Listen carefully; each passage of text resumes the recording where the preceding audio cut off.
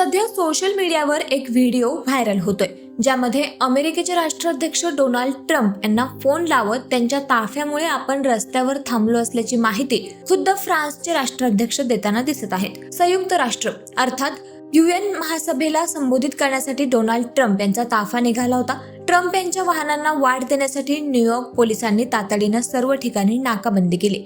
त्यात फ्रान्सचे राष्ट्रपती इमॅन्युअल मॅक्रॉन यांनाही फटका बसला आणि ते रस्त्यातच अडकले. मॅक्रॉन यांनी चक्क न्यूयॉर्क पोलिसांना विनंती केली, मात्र ट्रम्प यांच्या ताफ्याला वाट करून देण्यासाठी सर्व रस्ते बंद केले असून तुम्हाला ट्रम्प गेल्याशिवाय पुढे जाता येणार नसल्याचं पोलिसांनी स्पष्ट केलं. मात्र अजिबात त्रागा न करता शेवटी मॅक्रॉन यांनी नाईलाजास्तव ट्रम्प यांना फोन लावला आणि काहीशा विनोदी शैलीत म्हणाले, तुम्हाला माहितीये मी रस्त्यावर उभा आहे, तुमचा ताफा जाणार असल्यामुळे इथं सगळं थांबलंय आणि मलाही अडवण्यात आलंय.